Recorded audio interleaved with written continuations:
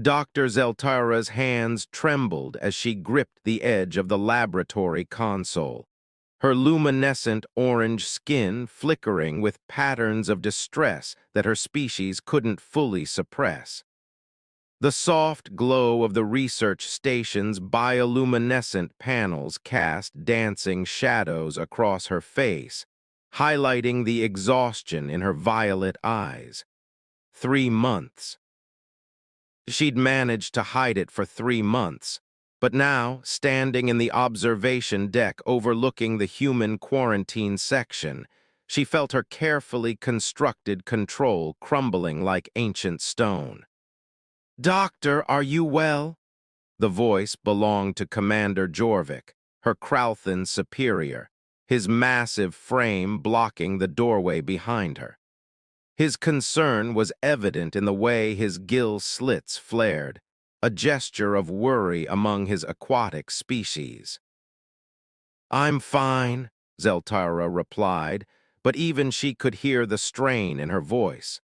Her bioluminescent patterns pulsed erratically, betraying the lie. "Just reviewing the human behavioral data." Through the transparent aluminum barrier, she watched him. Dr. James Connor, the human xenobiologist who'd been assigned to the joint research initiative between the Galactic Scientific Collective and Earth's newly established space agency. He was tall by human standards, with dark hair that perpetually looked disheveled and eyes the color of Earth's oceans. A deep, captivating blue that seemed to hold entire worlds within them. He was explaining something to his assistant, his hands moving expressively, his face animated with that peculiar human enthusiasm that made even the most mundane topics seem fascinating. When he smiled, something inside Zeltara's chest tightened painfully. This was the problem. This was what she couldn't control anymore. "Dr. Zeltara," Jorvik's voice grew more insistent, "your bioluminescence is cycling through distress patterns. I must insist you report to medical." "It's not a medical issue," she interrupted, her voice barely above a whisper. "At least not one your doctors can treat." The Kralthan commander moved closer, his expression shifting to one of deeper concern. "Then what?" "I'm experiencing mate bond resonance," Zeltara said, the words tumbling out before she could stop them. "With the human, Dr. Connor." The silence that followed was deafening. Jorvik's gill slits sealed completely, a sign of absolute shock. In the 3,000 years that the Galactic Collective had existed, in all the documented interactions between thousands of species, mate bond resonance between different species had occurred exactly 47 times. It was considered one of the rarest phenomena in the known universe, and it had never been documented between a luminari and any mammalian species. "That's impossible," Jorvik finally managed. "The biological incompatibilities alone—" "I know." Zeltara's voice cracked, her skin flashing bright crimson, a color that signaled acute emotional distress. "Don't you think I know? I've run every test, every scan, every analysis. I've reviewed 17 centuries of luminari bonding research. By every scientific metric, this shouldn't be happening, but it is." She turned back to the observation window, watching James laugh at something his assistant said. The sound didn't carry through the barrier, but she'd memorized it weeks ago. A warm, genuine sound that made her bioluminescence pulse in rhythms she couldn't suppress. "When did it start?" Jorvik asked quietly, his initial shock giving way to professional concern. "The moment he arrived," Zeltara admitted. "3 months ago, when the human delegation docked, I was part of the welcoming committee. Our eyes met, and I felt She paused, searching for words to describe the indescribable. It was like every light in my body recognized something in him, like finding a frequency I didn't know I was searching for. Does he know? No. Zeltira's laugh was bitter. How could I tell him? Hello, Dr. Connor. I'm biochemically compelled to bond with you despite the fact that our species have literally nothing in common at the genetic level. He'd think I was insane. Or worse, he'd pity me. The humans have their own concept of sudden attraction, Jorvik offered carefully. They call it love at first sight.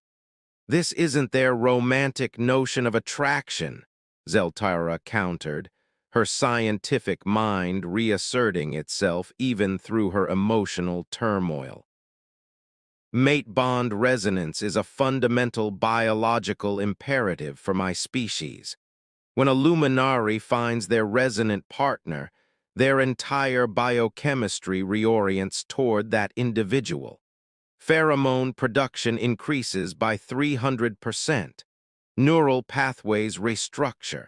Bioluminescence patterns synchronize involuntarily when in proximity to the bonded individual. She pressed her hand against the transparent barrier, her skin pulsing with soft golden light. I can't eat properly anymore. I can't sleep. Every moment I'm not near him feels like deprivation, and when I am near him, her voice dropped to barely a whisper. When I'm near him, I feel complete in a way I've never experienced. It's terrifying. You need to tell him, Jorvik said firmly. Keeping this secret is clearly causing you harm. And telling him would cause him harm, Zeltira shot back. Humans are barely 3 months into their first extended space mission. Dr. Connor is here to learn, to contribute to xenobiology research, to represent his species, not to deal with an alien scientist who's biochemically obsessed with him. That's not what mate bond is, Jorvik corrected gently. You know that. It's not obsession. It's recognition of fundamental compatibility at the deepest biological level. A compatibility that makes no sense. Zeltira's frustration boiled over, her skin flashing through rapid-fire patterns of orange, crimson, and gold. Luminari bond based on bioluminescent frequency matching, complementary pheromone profiles, and neural resonance patterns. Humans have none of these systems. They don't even glow. And yet you're bonding, Jorvik observed. Perhaps that should tell you something about the limitations of our current scientific understanding. Before Zeltira could respond, the door to the human section opened, and James emerged, nearly colliding with the observation window. He looked up, surprised, and his face broke into that devastating smile. Zeltira's entire body lit up like a supernova, brilliant gold light pulsing in complex patterns she had no hope of controlling. She saw James's eyes widen, saw the way he pressed closer to the barrier, his expression shifting from surprise to wonder. "Dr. Zeltira," his voice came through the intercom, warm and curious. "I've never seen bioluminescence patterns like that before. Are you all right?" "I'm fine," she managed, desperately trying to dim her traitorous skin. "Just a reaction to some experimental compounds, nothing to worry about." But James didn't look convinced. His scientific curiosity, one of the many things she'd come to adore about him, was clearly piqued. "Those patterns are incredibly complex, almost like language. I've been studying luminari bioluminescence in my free time, trying to understand the communication aspects." Of course he had. Of course, this brilliant, curious human had been studying her species' most intimate form of expression. "Dr. Connor," Zeltira began, but her voice faltered. Behind her, she could feel Jorvik's presence, could sense his unspoken encouragement. And suddenly, the weight of 3 months of secrecy, of denial, of trying to suppress something fundamental to her very being became too much. "I can't control it anymore," she whispered, her skin pulsing with the truth she could no longer hide. "Dr. Connor, James, there's something I need to tell you." James's expression shifted to concern. "What's wrong? Are you in danger?" "Yes," Zeltara laughed shakily. "From myself, from you, from this impossible thing that's happening." She took a deep breath, her scientific training warring with her emotional chaos. "In my species, there's a phenomenon called mate-bond resonance. It's extremely rare, even between luminari. It occurs when two individuals are fundamentally compatible at the deepest biological level." She watched James's face carefully, saw the moment comprehension began to dawn. "I'm experiencing mate-bond resonance," she continued, each word feeling like stepping off a cliff. "With you." The silence stretched between them, separated by transparent aluminum, but connected by something neither of them fully understood. James's expression cycled through shock, confusion, and then, unexpectedly, something that looked almost like relief. "I thought I was going crazy," he said quietly, pressing his hand against the barrier opposite hers. "For 3 months, I've been unable to think about anything but you. I volunteered for every joint project, found excuses to be in the same labs, learned your language just to understand the nuances of your research papers." Zeltara stared at him, her bioluminescence flashing with astonishment. "You, what?" "I'm a scientist," James smiled ruefully. "I tried to rationalize it, cultural fascination, professional admiration, but then I started having these dreams where I could see patterns of light and I'd wake up knowing somehow that they meant something about you. My doctor said it was just stress adaptation to deep space." "Humans don't have bioluminescence," Zeltara said, her mind racing. "You shouldn't be able to perceive bonding patterns, let alone generate them subconsciously." "I know," James agreed, "but I also know what I've been feeling, and if what you're describing is real, if this mate-bond thing is actually happening, then maybe we need to stop trying to explain it away and start studying it." Despite everything, Zeltara felt a laugh bubble up from her chest. "You want to study our own bond? We're scientists," James grinned. "It's what we do. Besides, if this is as rare as you say, we have an obligation to document it. For science." "For science," Zeltara repeated, but her skin glowed with patterns that translated to joy, hope, and something deeper than words could express. Commander Jorvik cleared his throat. "If you two are quite finished having your moment, I should inform you that this conversation is being recorded by station protocols, which means that within the hour, every xenobiologist in the collective is going to know about this." "Good," James said firmly. "Let them know. Maybe they can help us understand what's happening. Maybe they can't. Either way, I'm tired of pretending that something incredible isn't happening here."